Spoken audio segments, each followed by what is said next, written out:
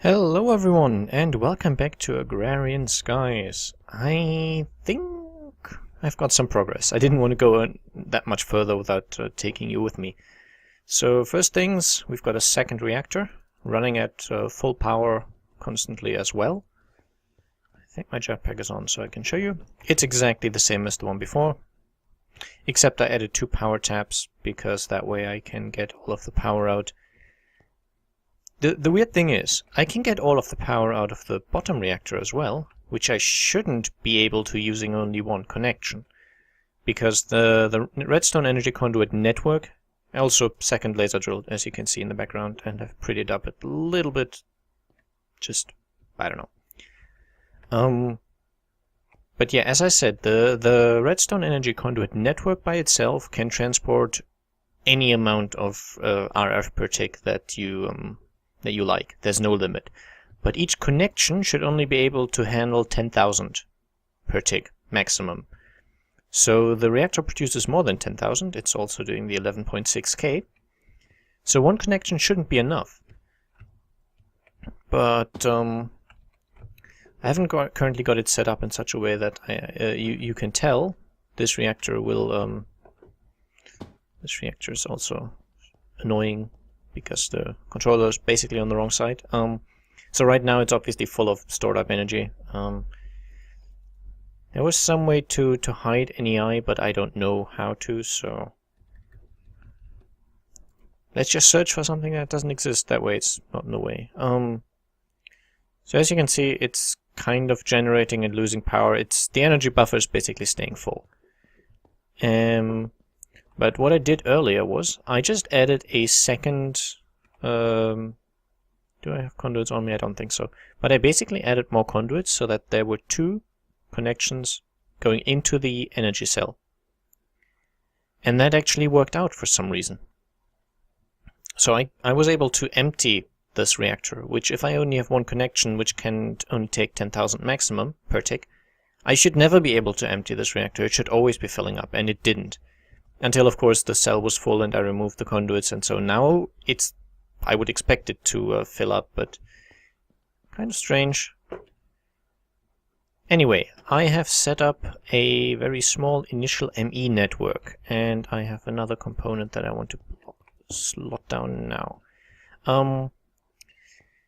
ME, I think, stands for matter energy, and what this network does is it is a digital form of storing all my items. So if I open this access terminal, I can see all the stuff that's stored in this network.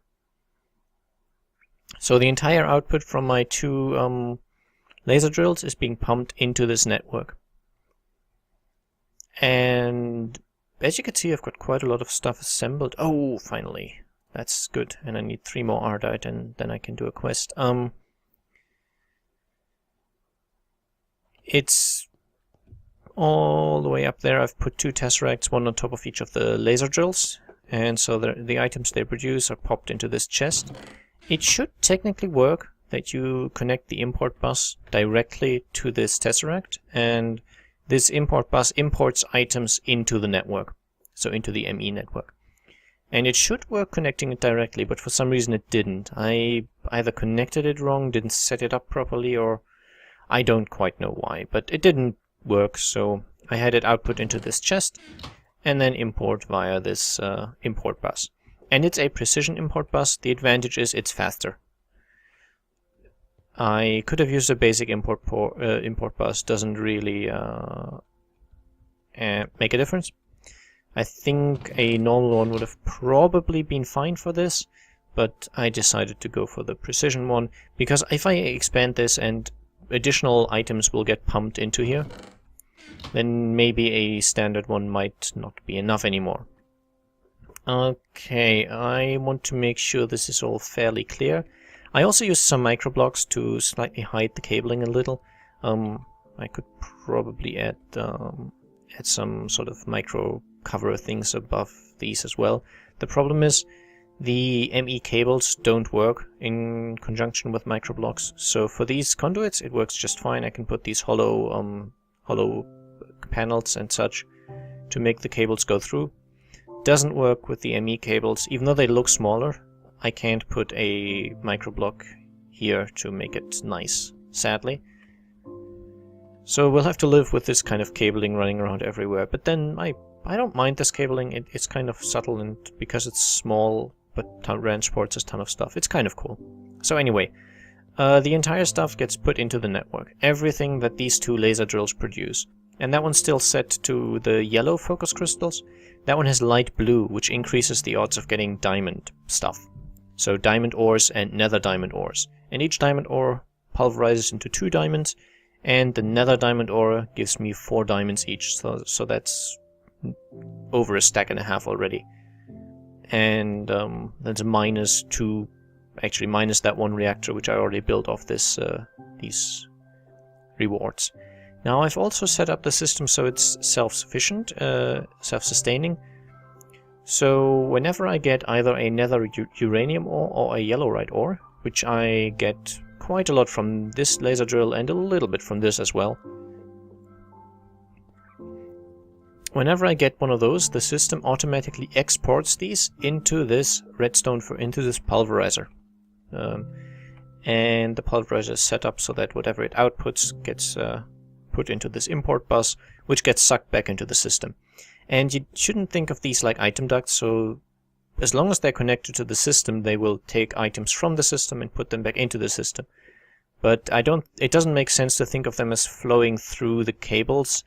It's kind of, this export bus has access to the entire network, so that yeah, don't think of these as conduits. They are just connection points, I guess, to a wide network.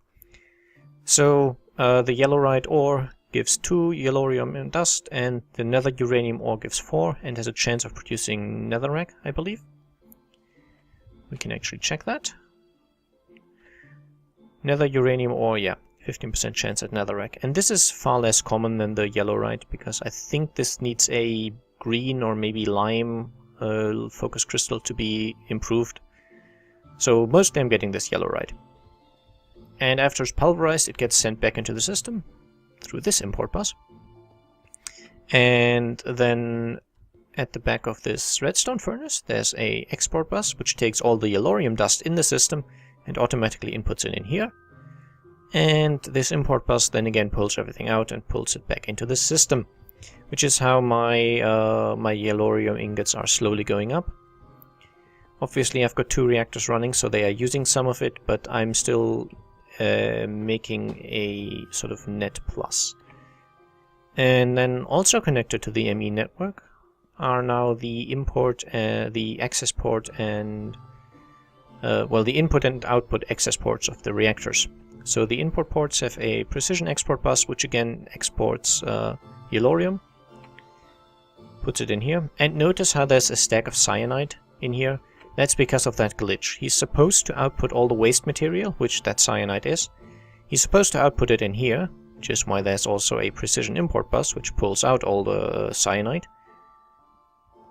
But sometimes he decides, you know what, I'm going to put the next bits of waste into this one. But now it has a stack, so now he can't put any more in here. So now all the waste products will go into this access port and be sucked into the system. And that cyanide actually has some uses. I can make 2 of those cyanide into plutonium, which I can again use as fuel for the reactors. And it is also used in the crafting of turbines, which are a way to improve the energy generation by these reactors even further, but not a method I like. I really like how these reactors look, and I think I'll stick to them because they produce enough power. If I somehow have a huge spike in demand, I might change it so that I build these turbines, but it's not currently planned. So through this, I've not automated anything else yet, but through this I am able to run these reactors permanently, and the system itself will also be running permanently. And the 2 laser drills are working at peak power, so they're each getting 10,000 RF per tick constantly. And the reactors are producing 11.6k each. So I have about 3,200 RF per tick left over, which are not being used by the drills, which I can use to power the rest of my automation setup once I get to it. That will be up here, by the way. Should probably move the energy cell so it looks a little more neat, but I don't know, I want things to work well and not necessarily look good, so don't expect this to be a particularly pretty build. And obviously, as you can see, there's space for 2 more laser drills, which means there will be 2 more reactors and probably a 4th one, so that it's all symmetrical. So 1 here, 1 here, 1 there, making 5 in total. And then that should probably be enough power for the rest of the map. If I need more, I'll produce more. Okay, I think that's about what I did. I put all these storage devices in, and as you can see, this one here has 50 out of 63 types and 2421 out of 4096 bytes used. It's a little complex and I don't want to go into too much detail. Also, we got 5 more nether diamond and 6 more normal diamond ore already, just in the time we've been watching. Very nice. Yeah, it basically uses up these bytes to store which items I have. And that's why it's so important to have this system running self-sufficiently, because if I were to lose power to this system, to this ME controller, which it uses up 11.2 MJ per tick, I have no idea how much that is in RF. I think it's 112 RF per tick, but I'm not certain. I think it's times 10. I might be wrong on that, so don't quote me. But if I lose power to this, I can still take out this stuff, so these storage cells, but I can't access the items in them. They are basically, the entire system will be dead and I don't have anything anymore. Which is why it's so important, if you're relying fully on this system, that it has a sustainable and reliable power supply. I ran an ME system the first time I ever used one on a completely different mod pack. I just sort of supplied it with ender generators, and I didn't set up any automatic way to fill up the ender generators. I just kind of from time to time put in a stack of ender pearls. And then eventually I forgot and came back, and all my ender pearls were in the system. I had 1,000 or so, a lot. But it was relying on all those ender generators, and I couldn't get to them. So I had to go out at night, kill endermen to get an ender pearl to start the system back up again, to get ender pearls out.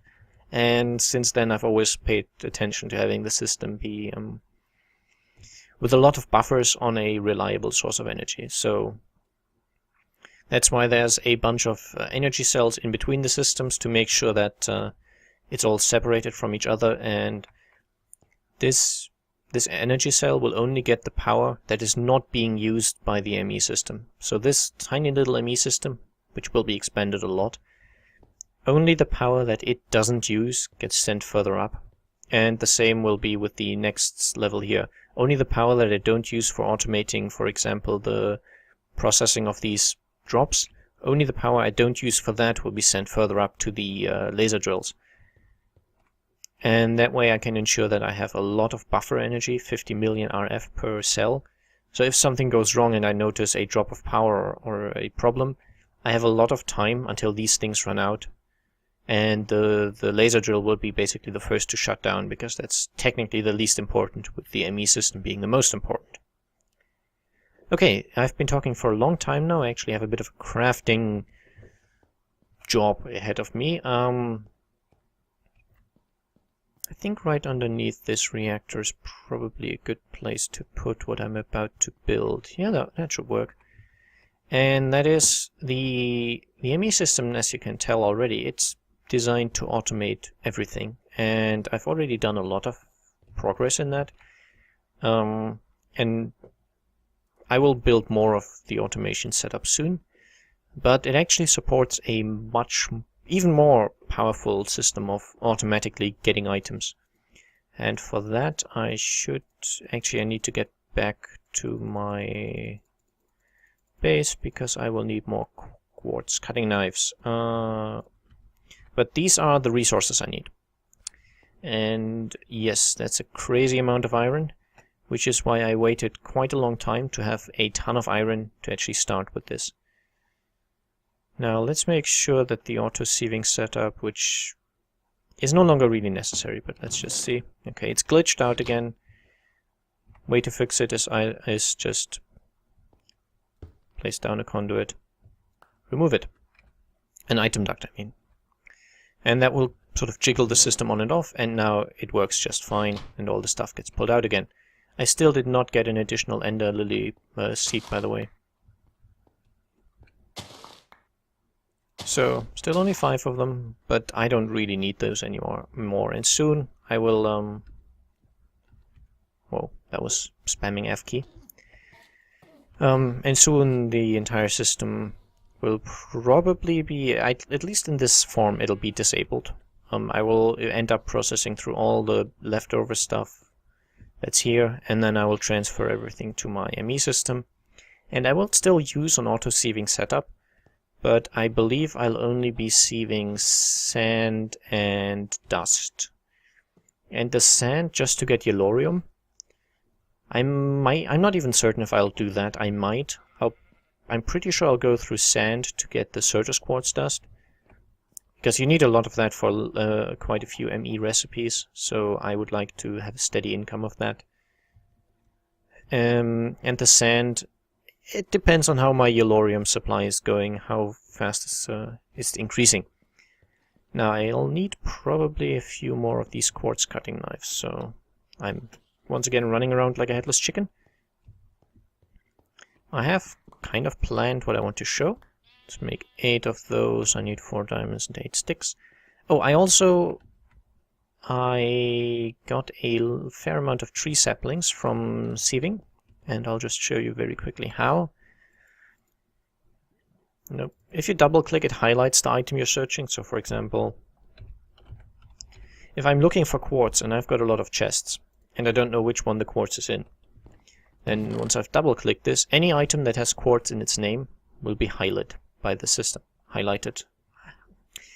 Both sound kind of wrong. Anyway, you can tell very quickly by just looking at a chest that doesn't have quartz, that doesn't have quartz, doesn't have quartz.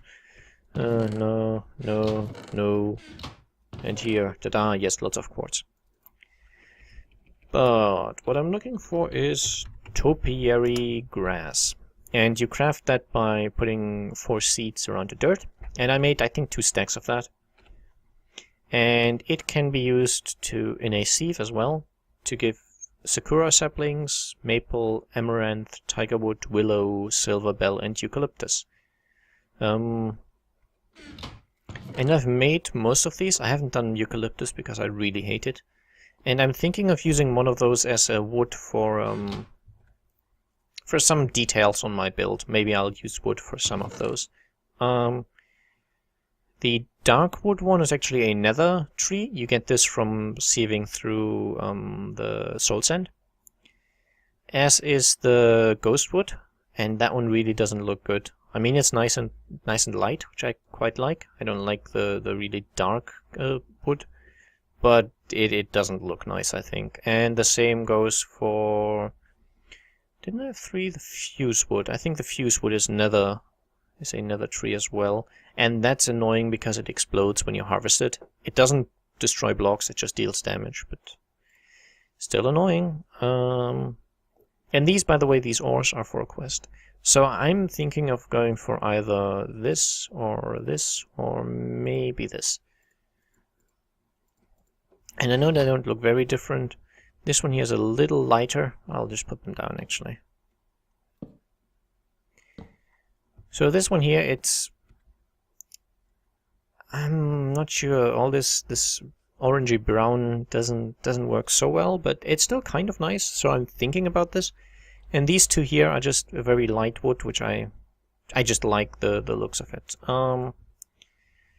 Now give me my headshot.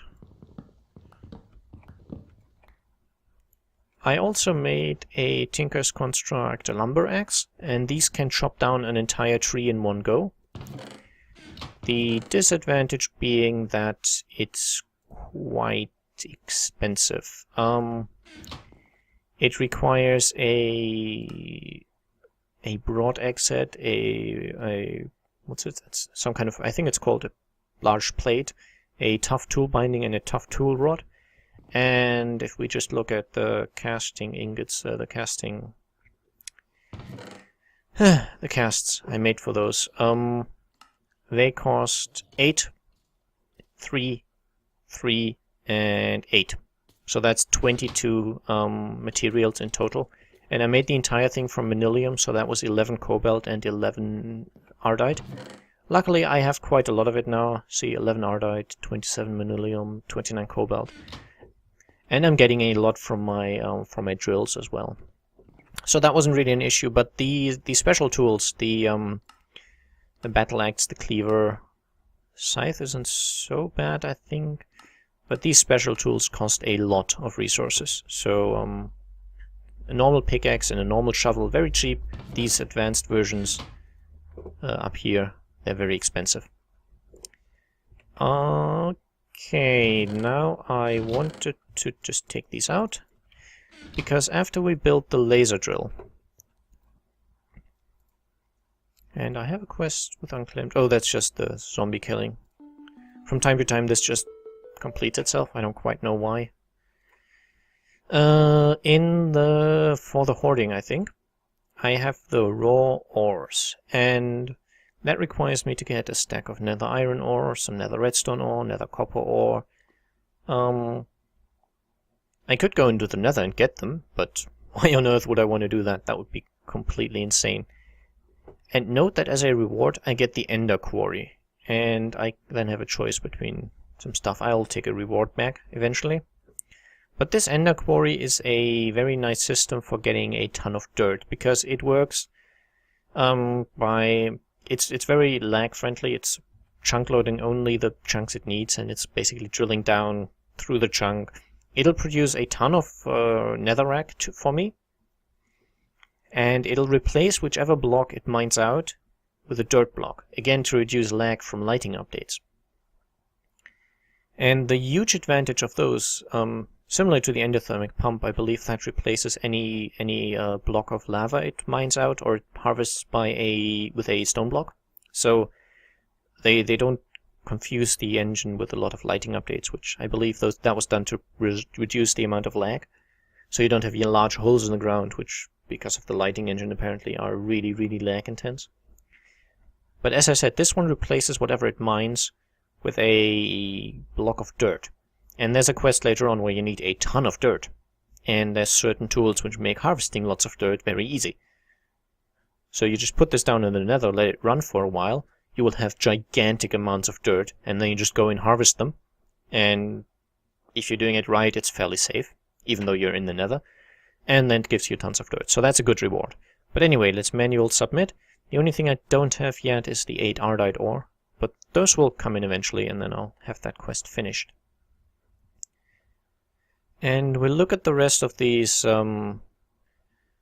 later. I mean, I guess I could get the clouds. I have the jetpack, but I don't know. I don't like harvesting the clouds. Okay. Now, I want to make a few more sticks, and I need, what, 4 iron? I hope that's going to be enough of the cutting knives to make processor assemblies. I think it might be, if not, I'll have to get more. And the heart canister, the heart goes here, and the apples go here. I don't really know why I'm still keeping those. Alright. You can take this again, and I should have a quartz cutting knife in here. And these golden bags of holding are very useful, because with these mod packs you end up carrying around a lot of items, but not actually being able to use more space. So you have, what, 27, 36 slots in total in your inventory? And the more mods are added, the more of those you want to actually use. And I believe that is what I need for the processors, yeah. Okay, I need to make a bunch of advanced processors. starting with the already damaged quartz cutting knife. That should be 125 if I'm not mistaken.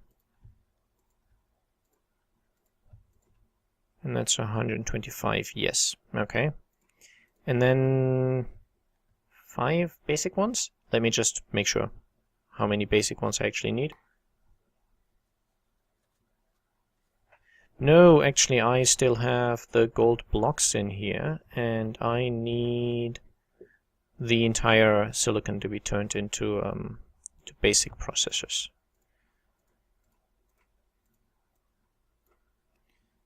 Using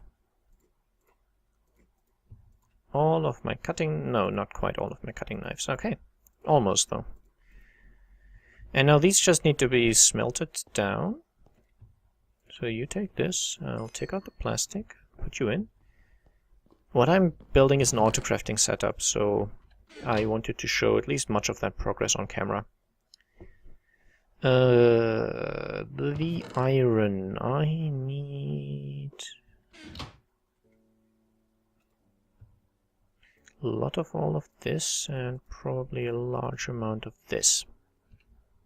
And these are iron blocks are obviously used to store the iron in a compact form, and the Certus quartz blocks work just the same way. Okay, now I believe I need to make a bunch of iron bars. I think 36 was how often I needed to craft this. And I definitely don't have enough space with me at the moment, so should probably use this crafting table because that keeps the items in it. And then 33, 34, 35, and 36. And I need just over 300 of those, unless I made a mistake in my calculations, which is always possible. Why don't you just take this stuff for the moment? And now give me. Okay.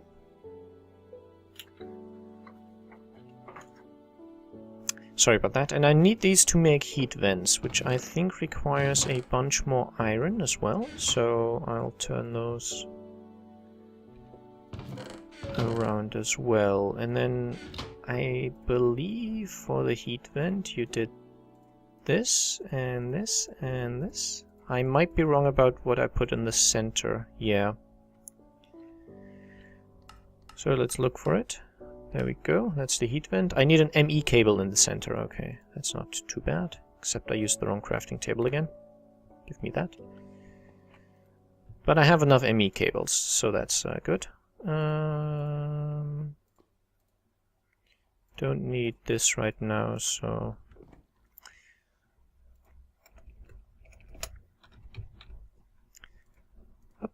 and make a stack of those, and make another stack of those, and now I am out of stuff. Did I make a mistake? I may have done. Yeah, I need 22 more, so... yeah.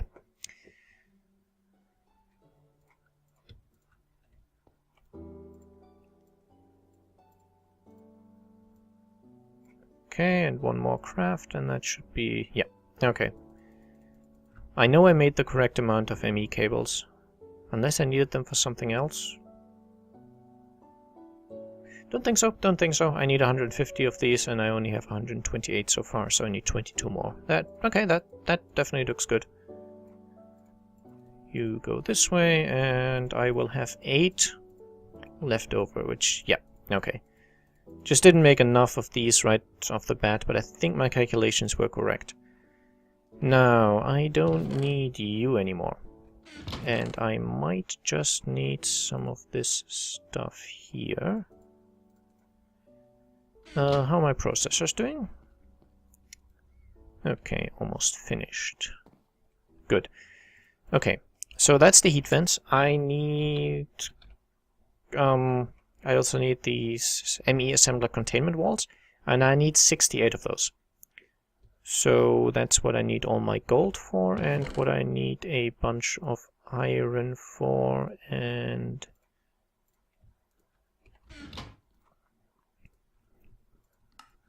that's a stack, and another 4, making 68. That's how many I need.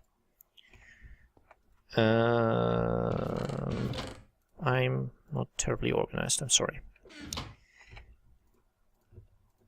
But now I have enough space at last, so I can put all these in because they're done crafting, and take out at least much of the rest. You guys are done, very nice, so I'll be able to smelt up the basic ones. Okay, I'm hoping this isn't too boring,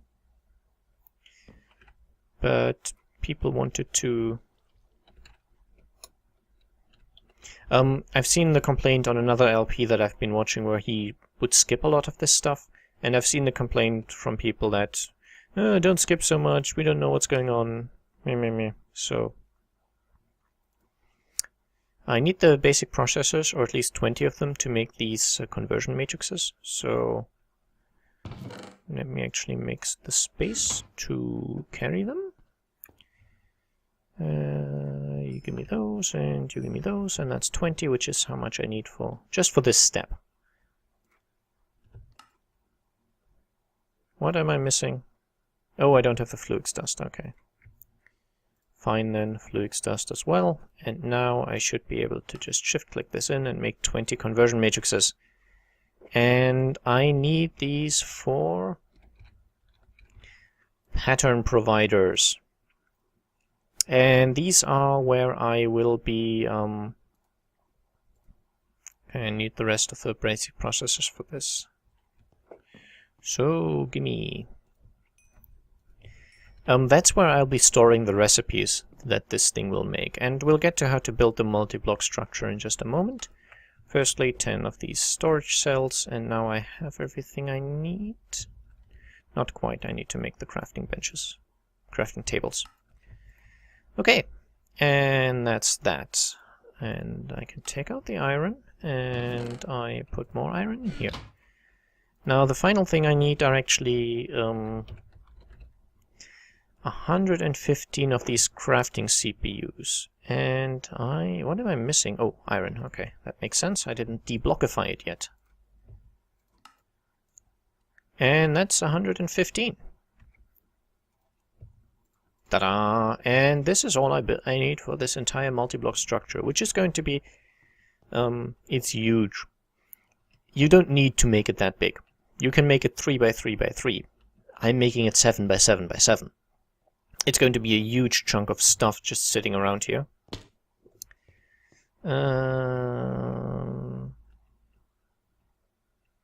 It'll fit just underneath this reactor, and I'll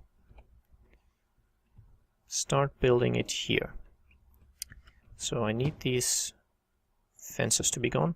And you can use microblocks to make fences out of everything that you can microblock, basically. So that's why I've been able to make fences from... Turn on F7 mode, because I think the lighting would otherwise be insufficient. 5, 6, 7. So that's why I've been able to make fences from these white stone bricks.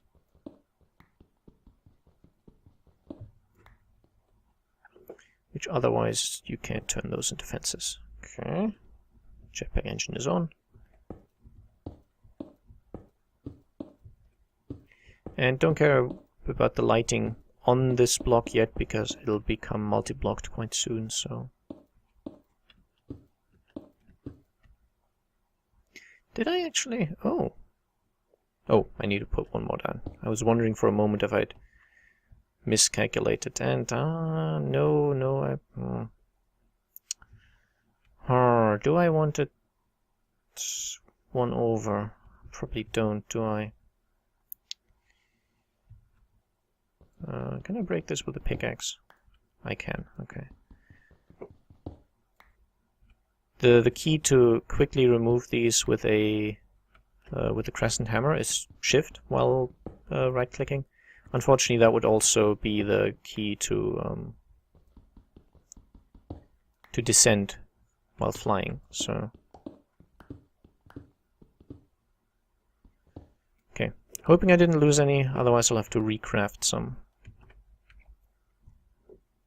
And now I want to start here and move one over. With the rain turned off, there's so little sound, but I don't like the rain sound. And it's raining so much in this world, it's not even funny. I should probably start... There's a rainmaker in this mod pack from Forestry, which allows me to disable rain. I should get on with it. And what am I doing? I'm building complete junk here. Okay, I'll build the outer structure and I'll see you in a bit. Okay, I'm back. Sorry about that. I completely derped.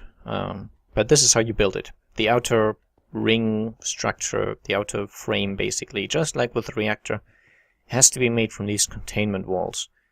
And the next step is the heat vents. And the heat vents are what... I don't want them here. That one has to go. So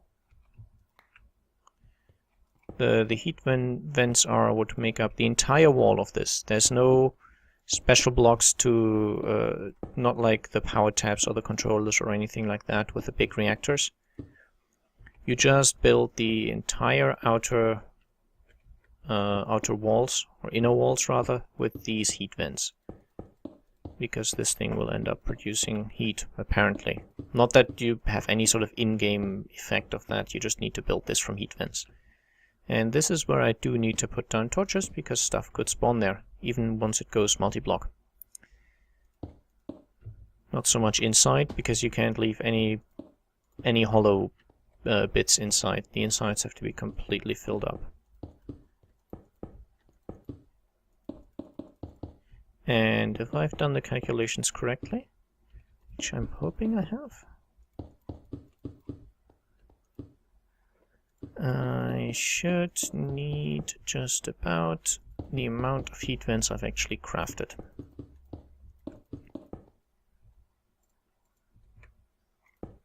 Yeah. So I'll leave myself a bit of an exit for now, because I need to place the inside blocks, and these two heat vents will be sufficient. Now, I need pattern providers. As I said, these are the internal storage of this machine, and 10 of those should be easily sufficient. It's kind of overkill, really. I mean, building this 7x7x7 is completely needless.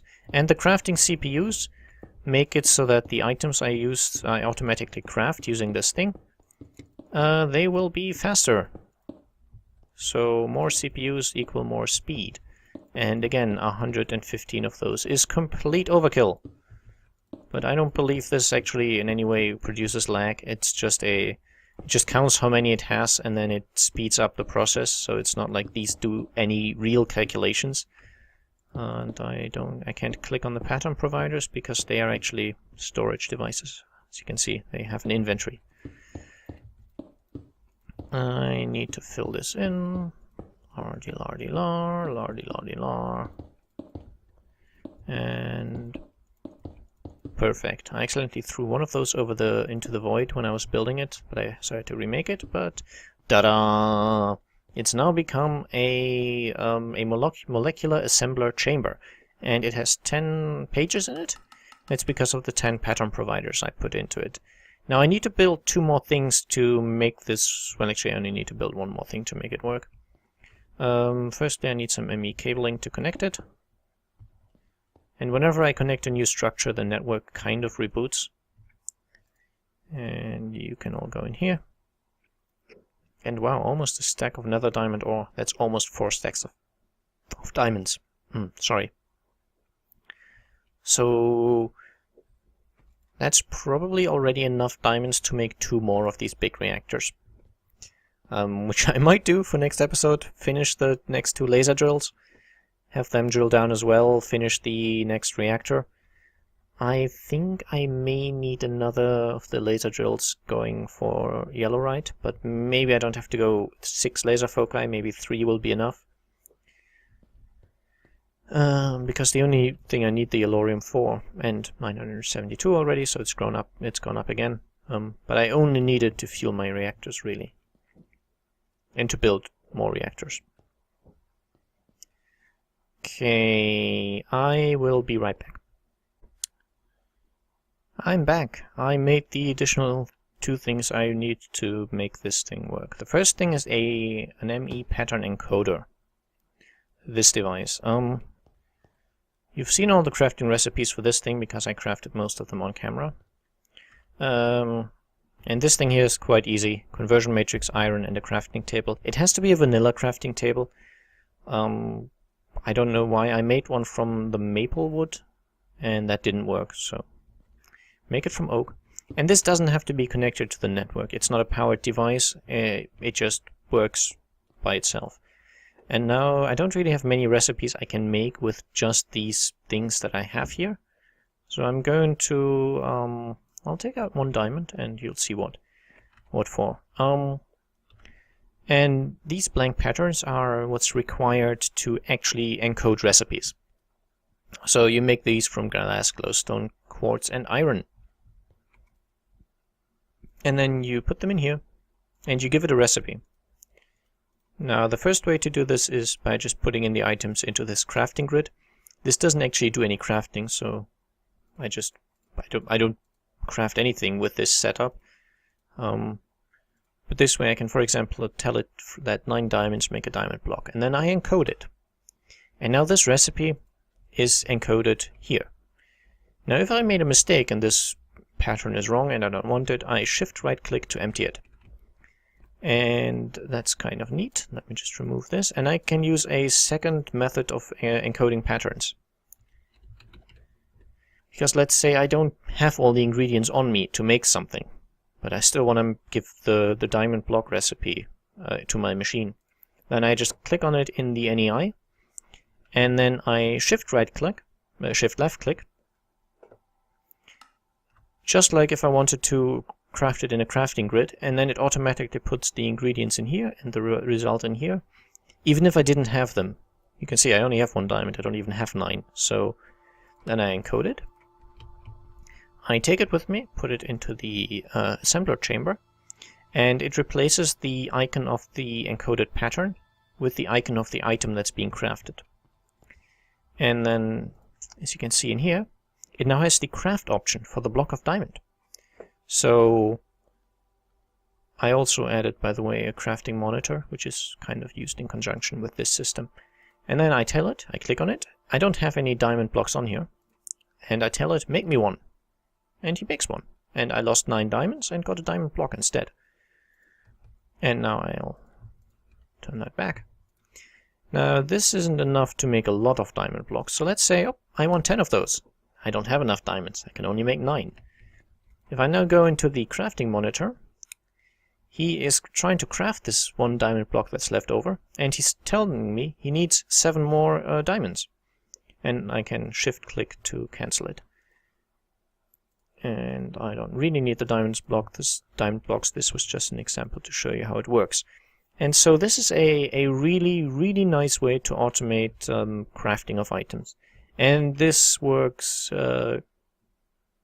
very well. You'll see just how powerful this device is once I expand this whole thing a little further. For now, it's definitely been an episode.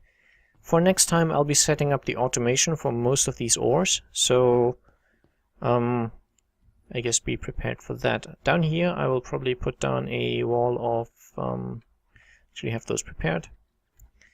I will be putting down a wall of igneous extruders. Ta-da! Because I need a lot of cobblestone for certain things, and I will make a lot of them. So yeah, stay tuned for that, and I'll see you again soon. Bye bye.